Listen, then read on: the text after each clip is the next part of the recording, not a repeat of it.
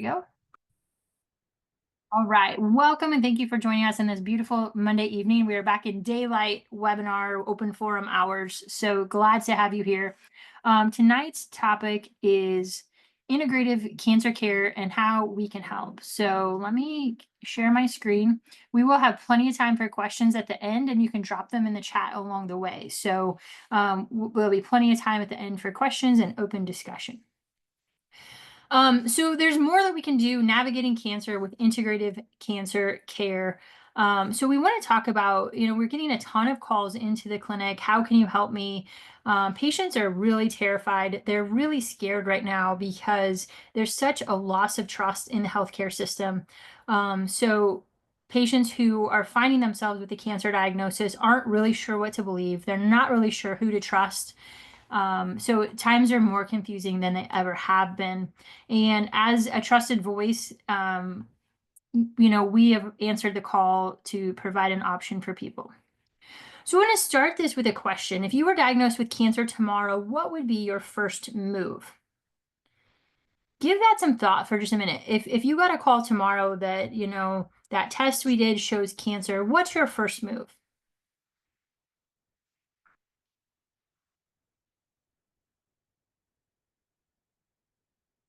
Hi, Al. Thank you for saying hello. So for a lot of people, they think that their options for any cancer diagnosis come down to chemotherapy, radiation, or surgery. And we're certainly going to talk about those things. But most importantly, most of us on this call right now probably don't have a cancer diagnosis. Some people are our patients currently. Some people are here because they're curious, and some people are advocating for friends and loved ones. So there's a variety of those. So the first question here, Megan, do you want to jump in? She has a question on the screen. So go ahead and answer that. Yeah, we would love to see and understand the audience we have here tonight. And what's your personal connection to cancer? Is it something you're currently going through?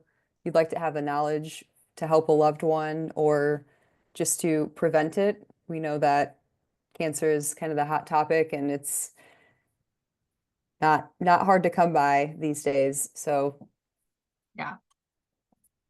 And Megan is our beautiful face behind the screen there. She's kind of like the Wizard of Oz tonight, making things behind the scenes. So, and I'm in the chat. Anybody can drop anything. We'll get those questions answered at the end of this live event. perfect. Thank you so much. All right. So if you aren't currently dealing with cancer, let's see. We've got 60% of people just want to know what are the options, what are the supplements.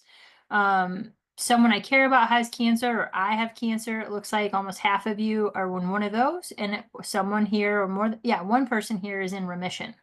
So, this is going to be relevant what we're going to cover today for all of you, and we'll make those connections as we go.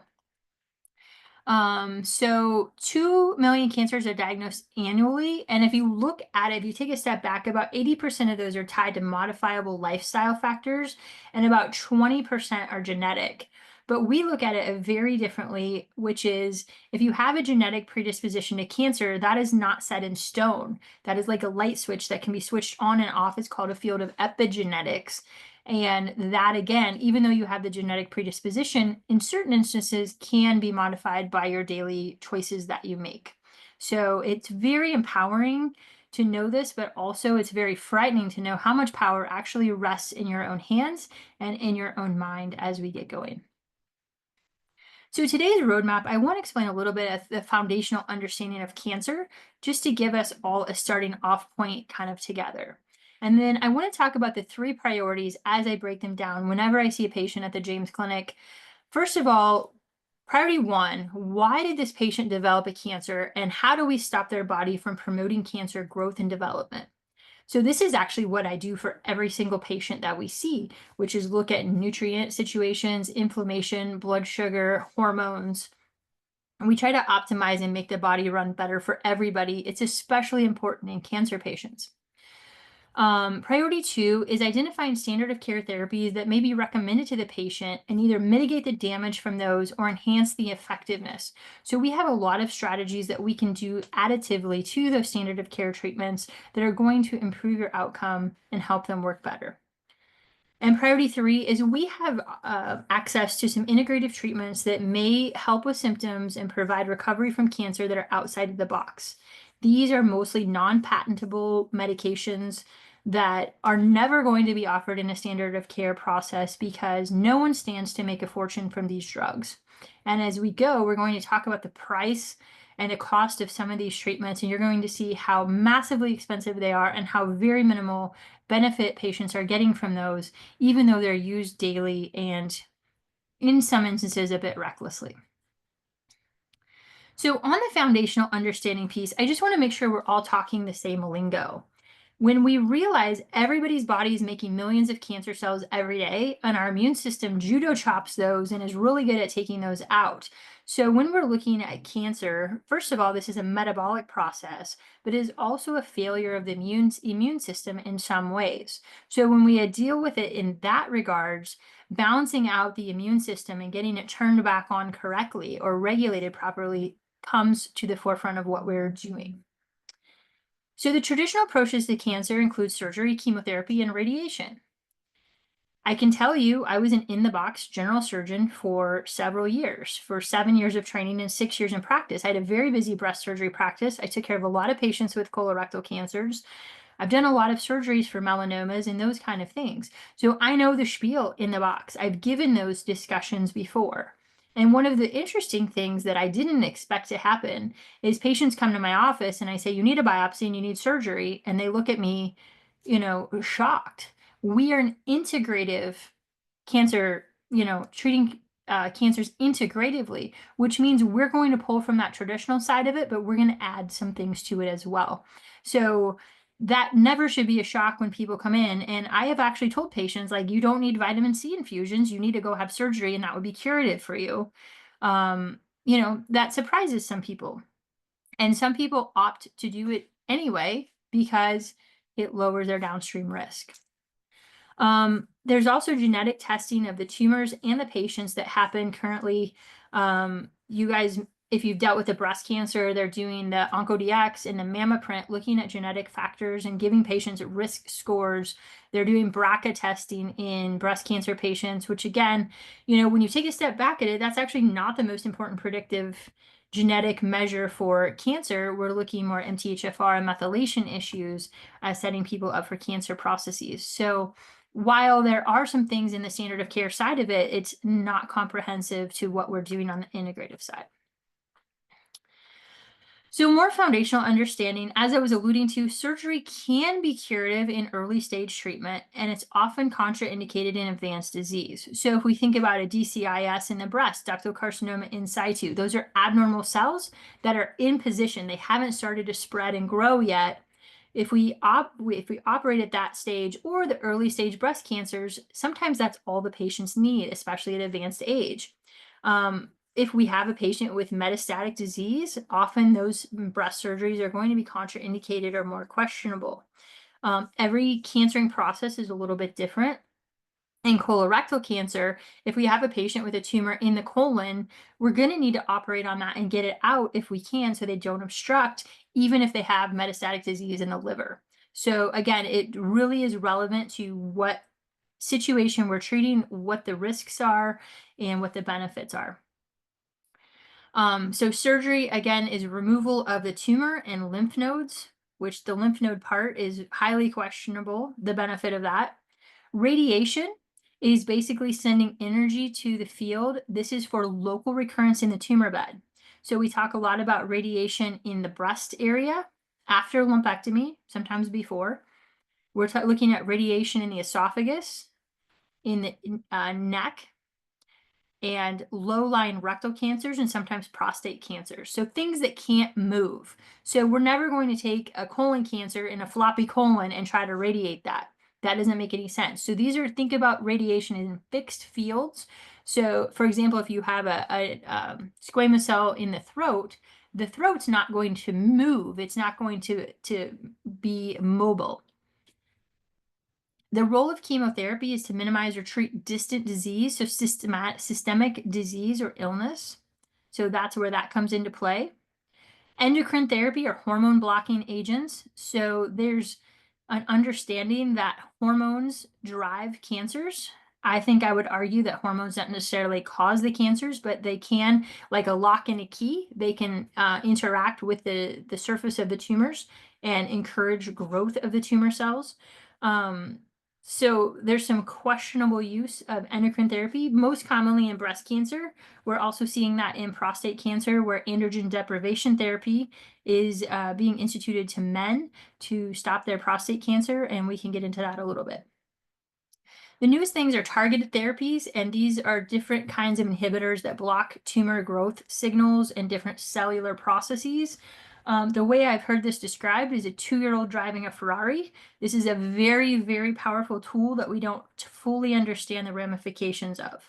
So this is, if you're watching TV right now and you hear about all of these cancer treatments for all of these conditions, there's money here. Anything that you're seeing advertised on TV is a profit center for somebody, and we'll look at Avastin and the efficacy of that drug in particular. Really frustrating is that the war on cancer was declared in 1971 by President Richard Nixon, and we have only done worse since then. Cancer mortality has increased nearly 10% in the following 20 years, despite the fact that they have billions of dollars. In 2020, cancer was over $200 billion in the United States. So this is big business. People are getting rich off of this, including major health institutions. So in one sad case, we had a patient that recently passed away. I was working her up for confusion, and we found multiple metastatic lesions in her brain. We sent her to the ER because she really exceeded what we could do in our office because she was confused. And it's really hard to take care of a patient who's confused. So we sent her to the ER where she got the scans. She was signed up for Medicaid. She received over $100,000 of radiation to her brain. All she really wanted was vitamin C infusions, which she could not afford. So again, the system is set up to feed the system. I'm not saying that the brain radiation was not helpful to her. She lived approximately 2 years after diagnosis. However, it's not what the patient wanted, and she wanted vitamin C infusions, which would have been a tiny fraction of the cost comparatively. So even though, anything we declare war on is basically a funding war, it is not anything that we want to be part of. We really need to get right with what is an integrative cancer center. So when you're doing your research out there, you're going to find, if you do integrative cancer center near me, you're going to have the major academic centers, the major health institutions pop up. And when you look at what they are, these are centers that integrate things like chiropractic, massage, art therapy, and music therapy, but they will not prescribe anything that contraindicates or contradicts with their chemotherapeutic agents. So you can see healing touch, reflexology, Tai Chi, mindfulness, and meditation. These are all great things. I have no problem with these. They are not inclusive of what an integrative cancer center is going to do for you. So if they won't do IV vitamin C, they won't do mistletoe, they won't do some of the supplements, they're not truly an integrative cancer center. So we just need to get that out of the way for lingo. So it does not include off-label or repurposed medications, micronutrient evaluations. So you'll find a lot of oncologists actually tell their patients, do not take supplements, do not take any kind of vitamins of any kind. I've had oncologists tell patients, why don't you just put vitamin C in your veins? Because they don't understand the root of IV vitamin C therapy. Ozone-based therapy, again, this is not part of mainstream, and it's a very helpful tool that we have. And hyperbaric oxygen. So these major centers have hyperbaric oxygen chambers. They will not use them outside of the 14 FDA-approved indications, and those are the only indications that insurance will cover. So unfortunately, those are things left to us. So when we're looking at traditional cancer care, and first of all, I want to preface this by saying I believe that people who go in the field of oncology care very much about their patients and want to do the very best thing. And I've gone to these cancer meetings. They're very analytical. They're very left-brained. They're extremely detailed in their data. And it really, again, takes the heart and soul out of medicine in my experience. So they want the best for you, but they do that in a very analytical approach. But there's failure to consider the patient. So if we take a step back, I'm going to say something that might be surprising in an integrative cancer discussion. We don't necessarily treat cancer.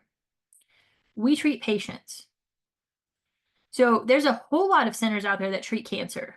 And what happens is the minute you get a diagnosis, everybody's eyes and focus goes to your CAT scans, goes to your tumor markers, goes to your lab work, your CBC, not all of it. And everybody's focused on the tumor over here, but they forget there's a person sitting in front of them that has beliefs and hopes and opinions about what they're about to go through. And that includes people in my office. So, I had 2 patients in a week that their family sitting next to them said, "What about coffee enemas?" And I said, voluntary coffee enemas are good. Involuntary coffee enemas are very, very bad. So we always have to consider what the patient wants and feels and can handle. 80% of patients prefer an integrative approach. So if any one of us is sick, we just want to get better as quickly as possible. We want our life to continue, and we don't want to look or feel like a cancer patient. We want to keep our life duties on task as parents and family members. We want to keep our job on task. We don't want to be financially devastated, and we want to live. We want to continue life. So, we need to keep all of this in perspective, and some of the standard of care treatments do not work well unless the body is optimized. So what does that mean? So again, back to our approach. I really have a 3-pronged approach when we look at a patient coming in our office. Number 1, why did your body grow a cancer and how can we stop that process? This is that root and tree analogy. So if you have a bad limb on a tree and I cut off the tree, what's going to happen? It's going to grow back sick. If you have a person who takes care of plants or trees and they have a sick limb, they're going to look at the root. They're going to deal with it at the root cause. And that's what we do in functional medicine and integrative approaches is we look at why did that happen in the first place and how do we stop that process? Because if I don't stop that, the surgery, the chemo, and the radiation just cuts off the limb and it's going to grow back. And we see that over and over and over and over again. So again, step 2 is identifying those standard of care treatments and mitigating the damage, enhancing their effectiveness, and helping our patients through that process. And when you look at what really lights my fire, so the training program that we had on ozone therapy, the doctor was explaining to us about a patient with a squamous cell cancer in the neck, and they were doing IV ozone. And if you've ever known anybody to have that cancer, it causes a lot of inflammation, a lot of fibrosis and scarring. It causes a lot of side effects with nerve damage, dry mouth. And if you don't have a dry mouth, you don't realize how absolutely miserable that can be for patients. But in the particular patient he was talking about in our training, said this man sailed through his radiation and exceeded expectation, was doing much better. And the doctor said, "Wow, you've done really great. I want you to go talk to the other patients and let them know how well you can get through the treatment." And he said, "Well, do you want to know what I'm doing?" And the doctor said, "Well, what are you doing?" And he said, "I'm doing IV ozone." He's like, "Yeah, no, don't go talk to the other patients." So that's what lights our fire, is that there are doctors out there that know that there's a better way, that have seen it a better way in their patients and refuse to tell their other patients about it and refuse to give access to their other patients about it because it doesn't fit inside the box. And when you look at our patients, oh, nice question. When you look at our patients, go ahead and do that.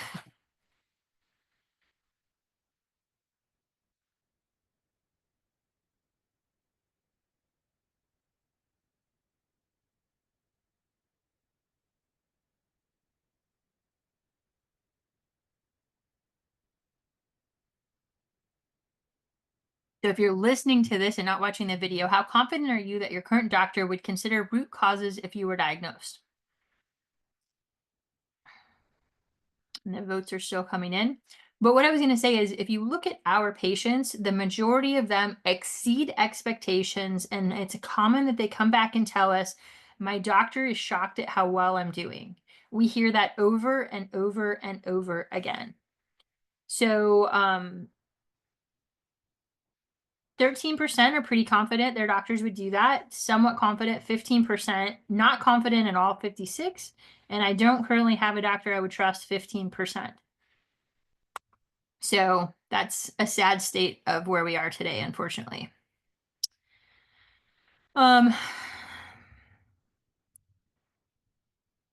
So again, we can work cooperatively with our standard of care friends.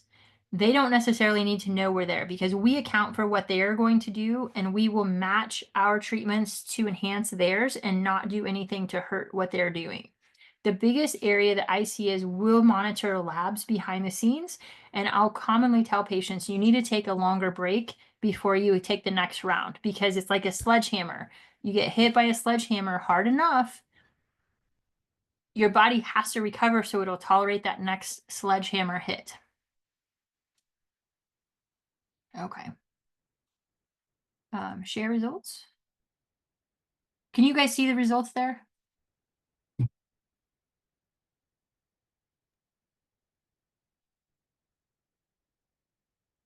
Yes. Okay. You can see the results. Okay. So I'm going to stop sharing and we'll keep going. And then probably why you thought you were coming tonight is to hear about integrative treatments that we have access to that may alleviate symptoms and provide recovery from cancer. So everything we do, one of the things I hear is, well, there's no evidence to support integrative approaches. There actually is plenty of evidence on everything we do. It's just not evidence that they consider. So their lack of knowledge that there's evidence out there does not mean it doesn't exist. There's a huge failure right now to recognize the link to spike proteins in cancer. So there is such a thing as turbo cancers. If you're interested in this, I would follow Ethical Skeptic. This is an account on Twitter, and week over week data, I think it's a he, continues to show us the explosive rates of cancer. He pulls it out of the CDC data and analyzes that. And it absolutely does exist. It's highest in age 19 to 59. And if any of you heard the Dr. Patrick Shinseong interview with Tucker Carlson, he talks about kids less than 10 coming in with horrible cancers. Again, here's another one, excess cancer deaths. This is starting in 21. I don't know what happened early 21. Actually, I do. I think we all do. So we see that separation of excess cancer deaths over baseline.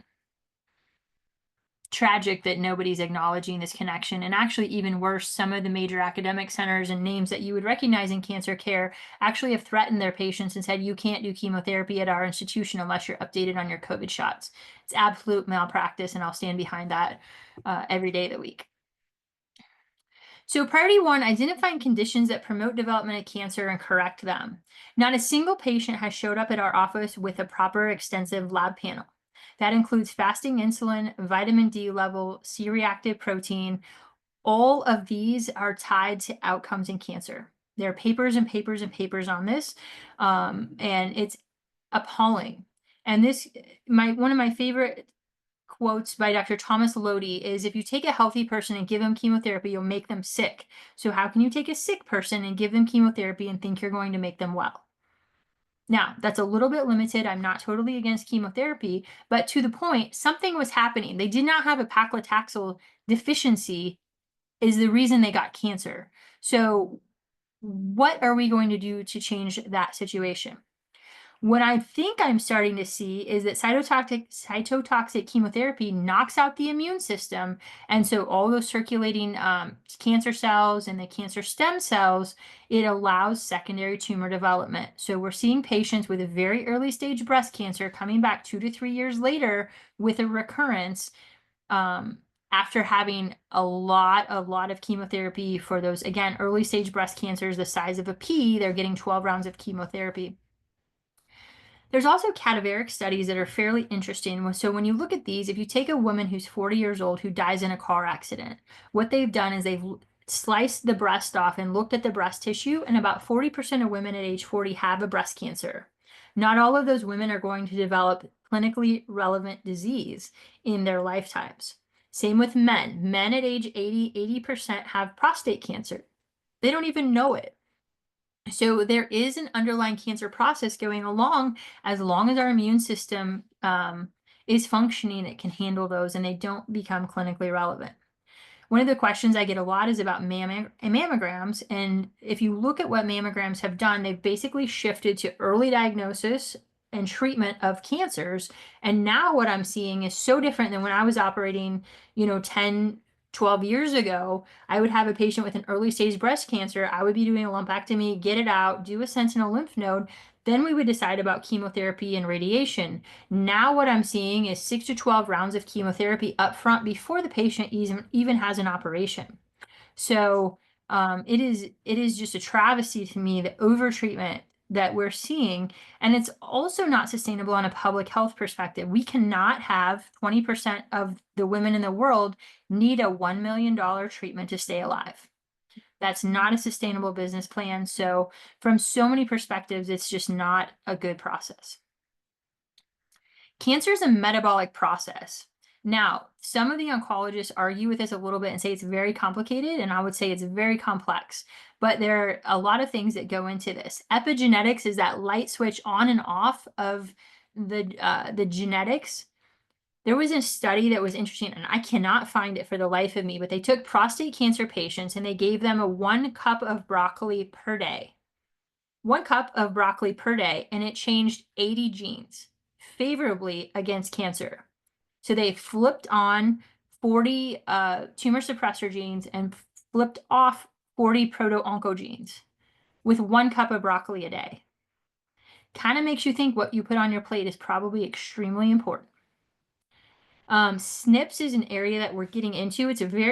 I find it to be very complicated. Some people have mastered it, but it's looking at the genetic variants and how it affects everything from what you eat to how you process fats to how you process proteins to how you metabolize hormones.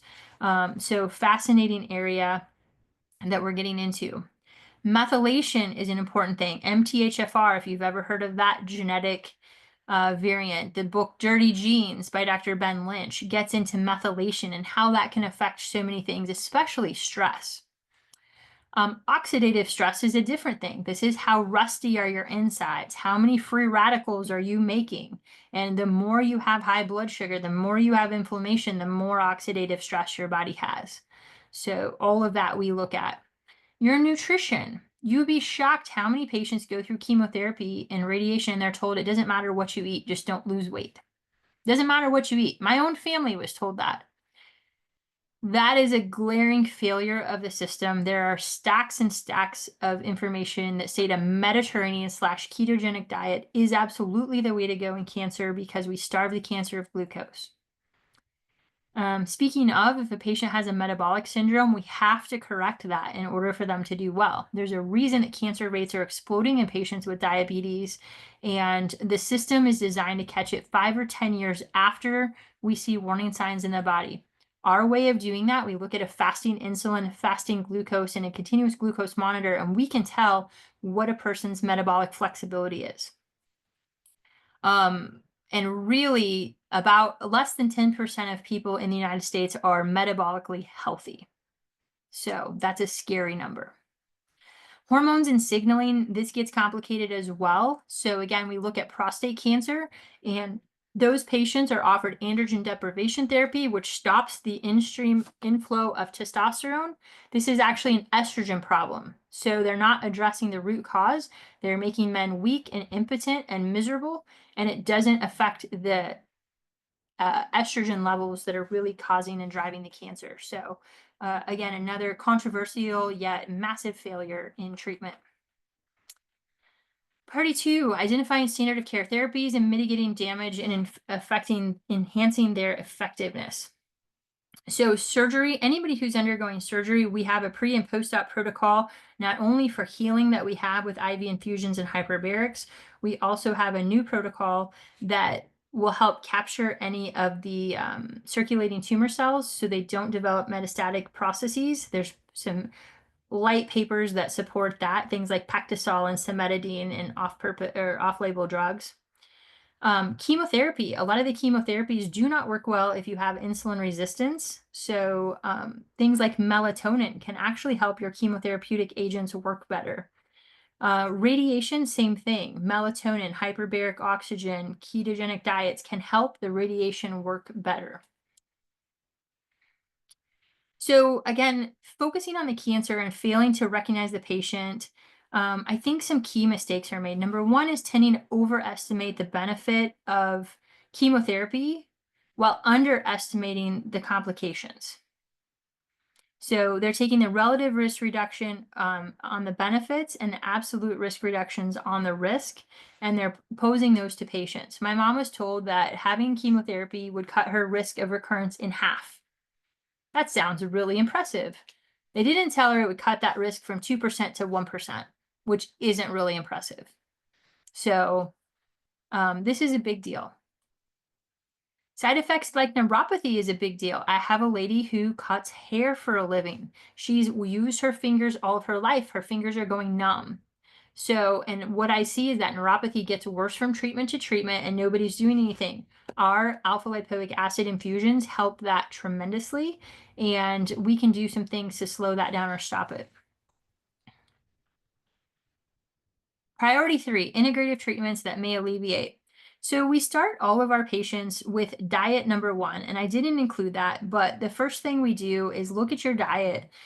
Are you eating processed sugars and things like gluten and things that are driving a metabolic process? And if so, we want to help you and we want to meet you where you are and help slide that diet to a better routine. And we don't want that to be a short-term diet. We want that to be a lifestyle switch, because once we get you through the cancer process, we want to mitigate that effect going forward. IV vitamin C, there was actually a study out of the University of Iowa, and the history on IV vitamin C actually comes from a similar study where they look at patients with metastatic prostate cancer. That is generally a condition that has a 6-month survival. And what they did is they did 10 grams a day IV. This actually came from the 70s, and they repeated the study recently at the University of Iowa. 10 grams a day of IV vitamin C doubled the survival. In the 1980s, Mayo Clinic said, okay, we're going to replicate the study, but they did it with oral vitamin C. You cannot get therapeutic doses of oral vitamin C to the levels that will kill cancer.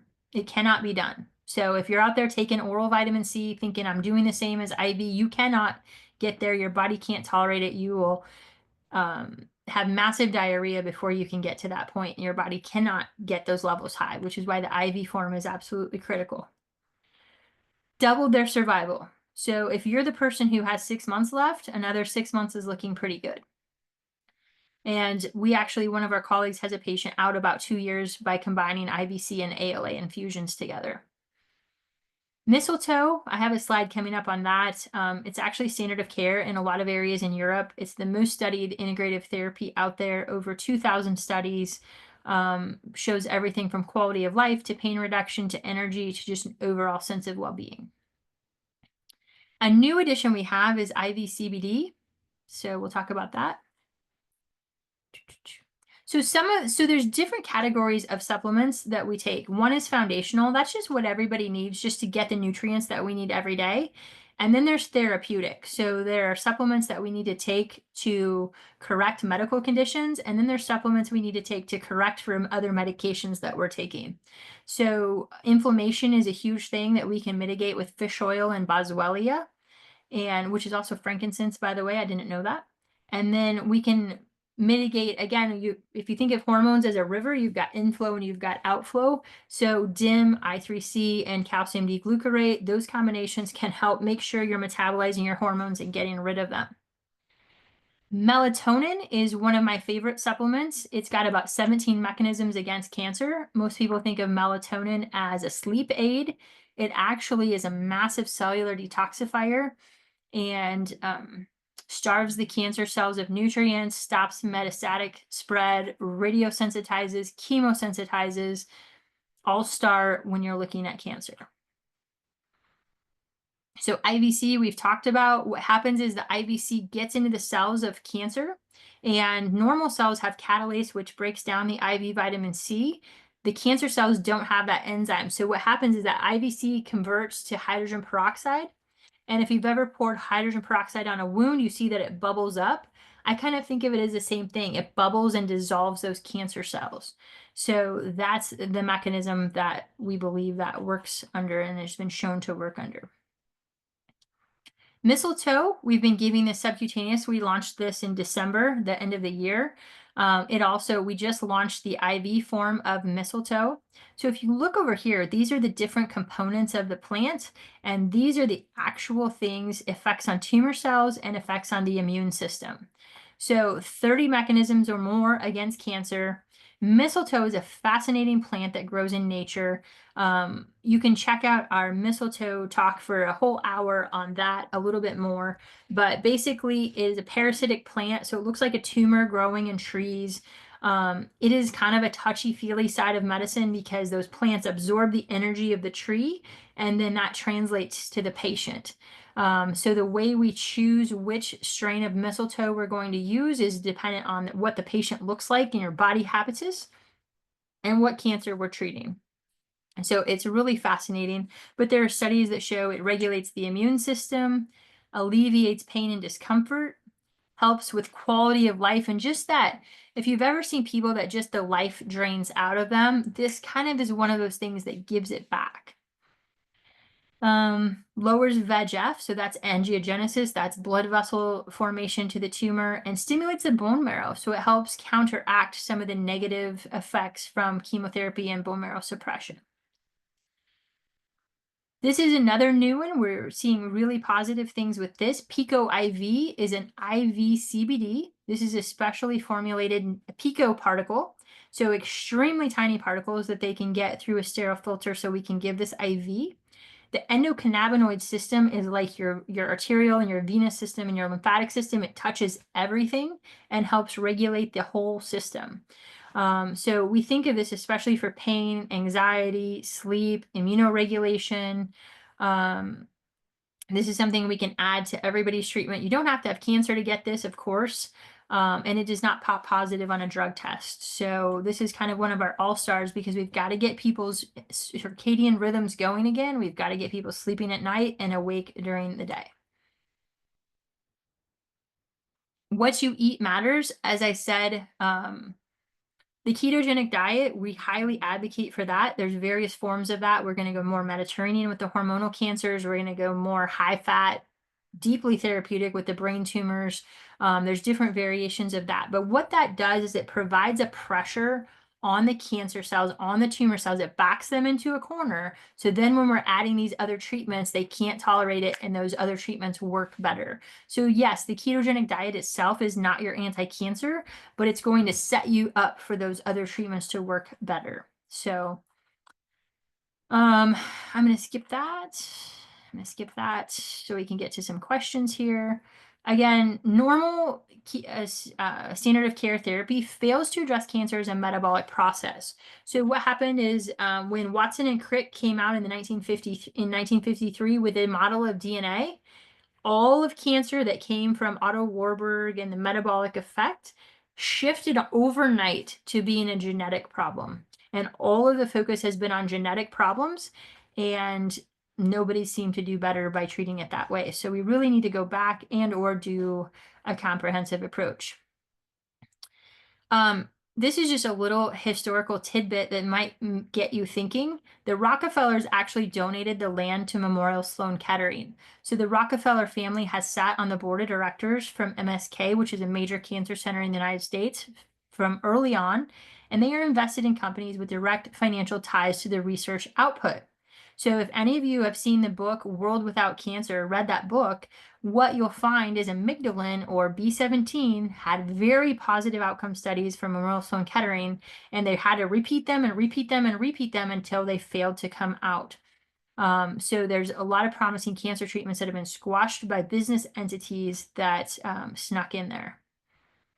So Laetrile is one of those. And one of the interesting things they point out in the book is when they showed that B17 or amygdalin does not work, and again, they've been targeting doctors for this for a long time, there was a 40% tumor reduction in the placebo arm. So what happened is they actually mixed up which animals got the B17 and which didn't, which skewed their placebo group to 40% of them had tumor reduction. So for a lot of us, we would take a 40% success rate. It's much better than the standard on some other things. There's also a failure to apply common sense. So a standard PET scan is a tagged glucose molecule that goes in and it basically radioactively tags cells with a fast metabolic rate. So the same doctors who are ordering this test are telling their patients it doesn't matter what you eat. It absolutely does. It absolutely does. So we're basically using the system to peg and, find the cells that have a high metabolic rate using this. Wouldn't it make sense that starving them of glucose would be really helpful? Failure to improve overall survival. Cytotoxic chemotherapy has about a 2% overall improvement in mortality.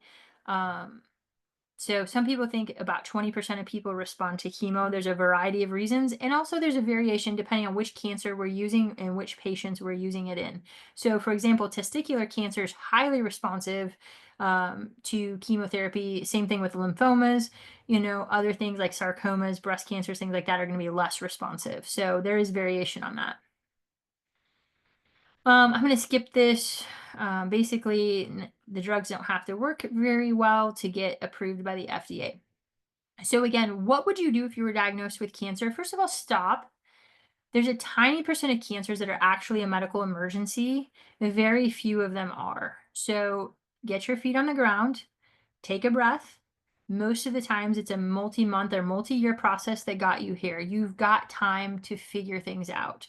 So, there's a false sense of emergency, and I've seen those phone calls and they're very stop your hormone therapy right now. We need to get you in for a biopsy this week. Slow down, take a breath, get your feet under you. You've got time to figure it out. We also need to figure out why the cancer happened and what needs to be optimized in you before we start. So this is where patients get frustrated with us because they call in and they're ready to get started right now and it's super flaming emergency. Stop. We have to look, we have to do the assessment before we can start anything. So the things we can work on, that very powerful diet switch, are early things, and they don't seem like you're doing a lot, but it's actually doing a ton to get you going. Okay. I'm going to leave it there because I'm guessing we have a lot of questions that come through. Make sure you're following us online if you're not. So here's the clinic.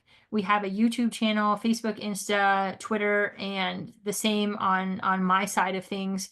So make sure you're following us, and I'm going to pause there so that we can answer some questions. So thank you for your attention.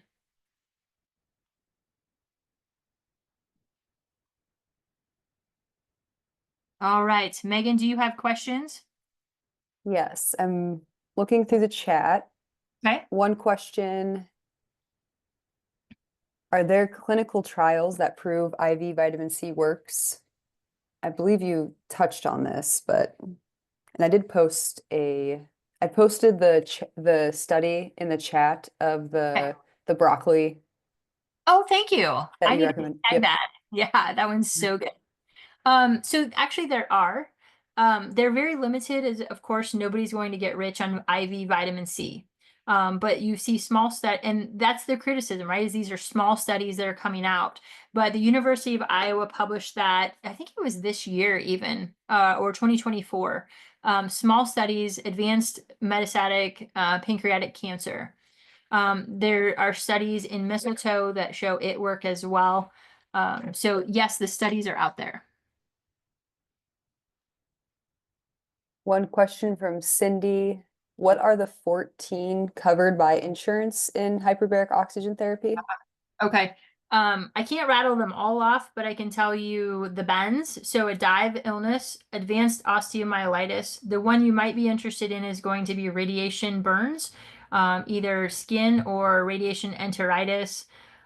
Specific kinds of wounds are going to be covered.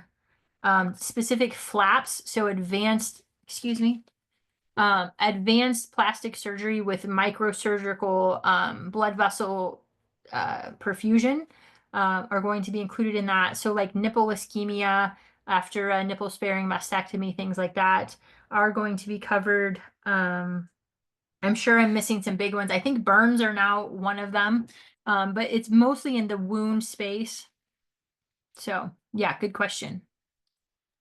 And we've had patients, our sister clinic, Wildwood Integrative, actually has hard hyperbaric chambers, and had a patient call a hospital and say, hey, I want to pay cash. How much is it? It was 3,500 an hour, and they still wouldn't treat the patient. So it's cost prohibitive. They won't do it.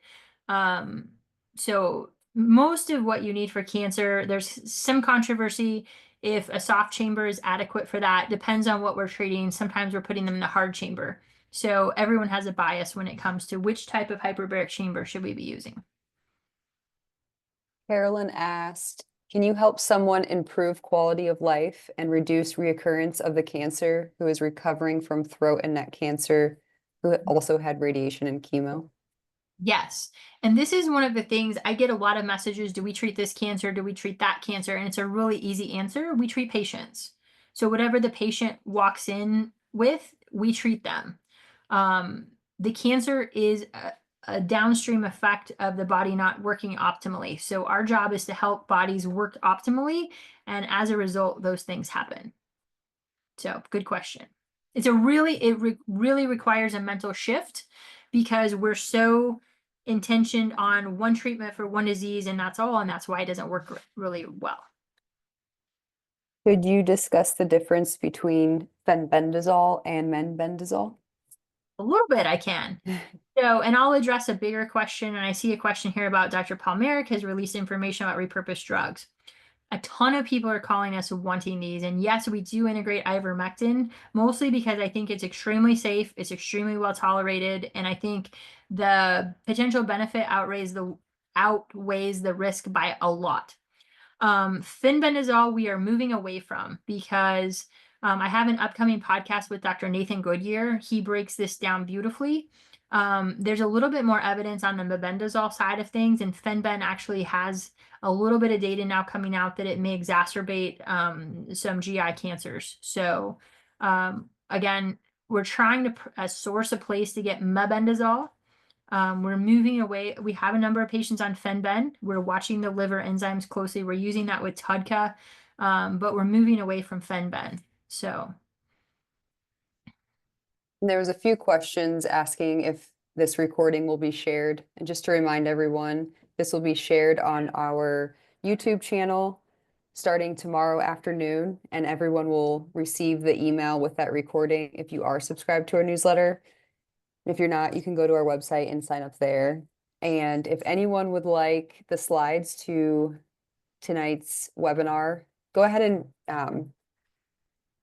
it would probably be easiest for you to just quickly send us an email, marketing@jamesclinic.com, or drop your email here and we'll get that over to you right away.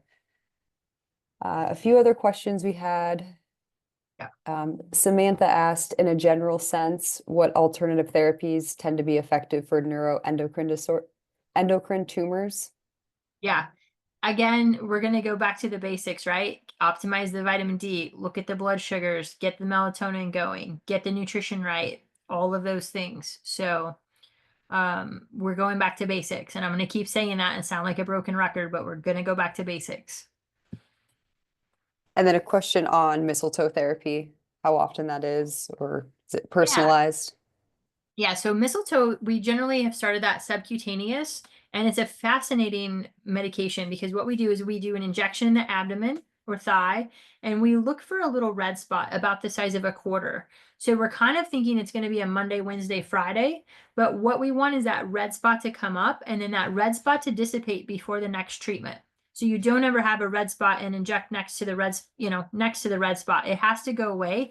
Then we do the next one. So it kind of is our visual cue that the immune system is stimulated. Yeah, so that's how we base that. For hyperbaric oxygen, how is it done? Any additional details there? Um, uh, I'm trying to read the question.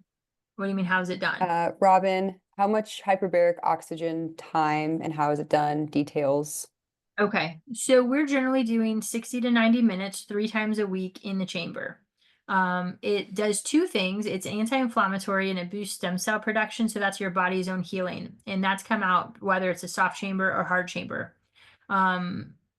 Dr. Thomas C. Fried and Dominic D'Agostino, I think, have done research showing that a ketogenic diet plus hyperbaric on top of that actually improves outcomes substantially. Again, there's a debate whether you need to be in a hard chamber and be above 1.5 ATA in order to get that benefit. We're doing it at 1.3 ATA in our soft chambers. We do add oxygen to that, and we have seen positive on that. Let's see. Sergey, yes. We're going to talk about that with you. So if patients are on Fenben, we're going to switch them over to Meben with time, or at least give them a break from the Fenben. So I see a question. Have you worked with someone who has a glioblastoma? Yes, we've had a number of those patients come in. So we're working with those. Peter dropped a question in the Q&A. It's a little lengthy. I don't know if you want to. Okay. Oh, yeah.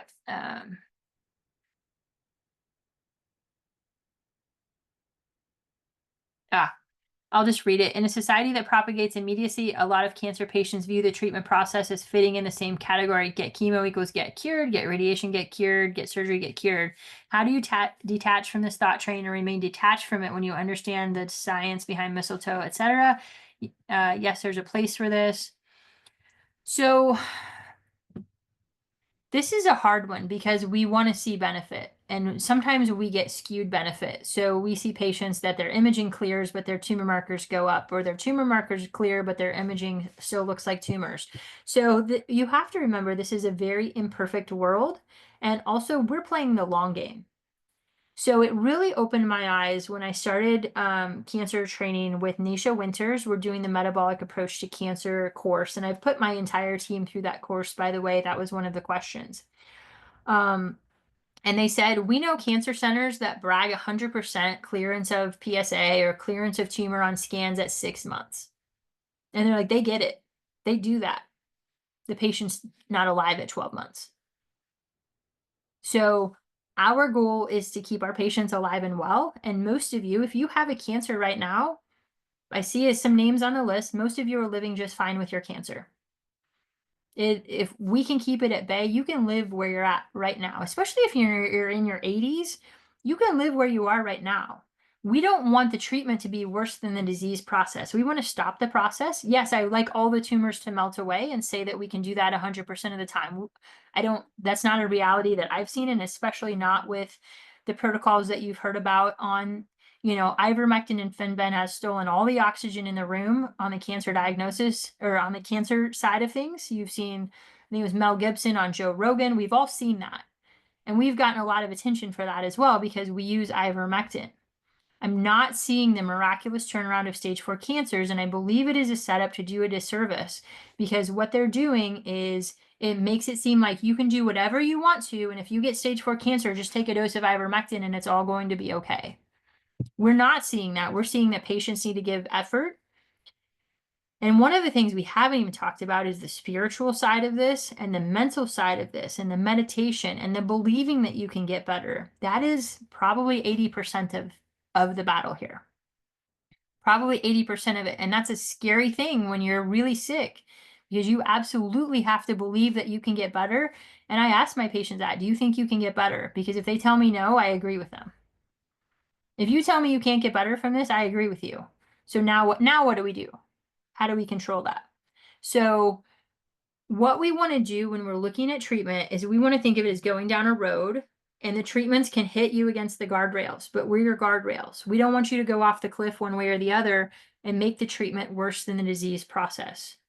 And that's probably the biggest thing because we're looking at things like your CRP, your SED rate, your LDH. We're looking at your neutrophil to lymphocyte ratio. We're looking at some of those early warning signs if things are, green light, red light, yellow light.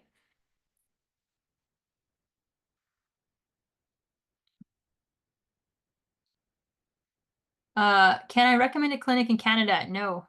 I don't know any clinics in Canada, and I know Canada is not very favorable to any integrative treatments. So I'm not real optimistic about that. Have you heard anything about inhaling molecular hydrogen for cancer treatment purposes? Yes, I have. We're big proponents of that, as well as drinking hydrogen water. So those are positives. And what I tell patients too, and this is an important thing I want to close with, so drop any last questions you have, please, in the chat or the QA, because we're running out of time. Every single patient has an amount of time, an amount of money, an amount of pills that they can swallow. And we're going to bump up into restrictions in one or all of those categories. So we respect that.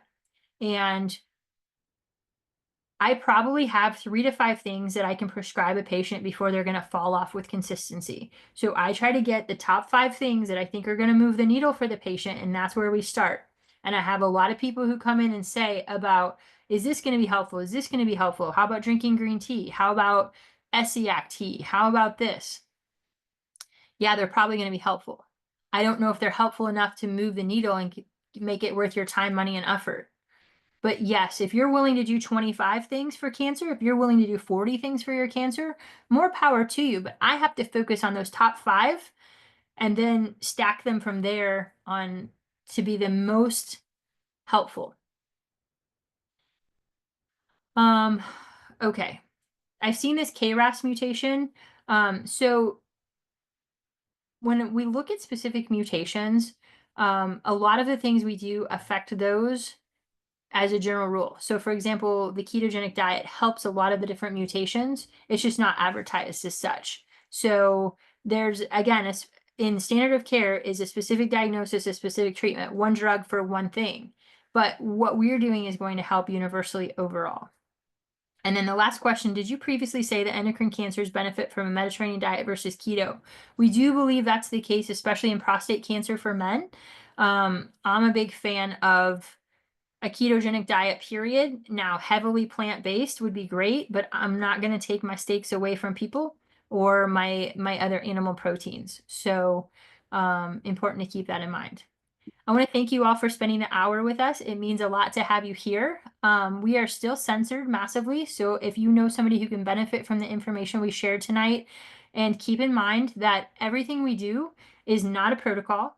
We individualize everything that we do, and we treat the patient so the patient's immune system can overcome the cancer. That is our focus and our priority, and it's a change in the way we think about things, which is really hard when you're scared and you're walking through it, but it's going to be a lot more effective in the long run. So thank you very much. I appreciate you. Have a good night.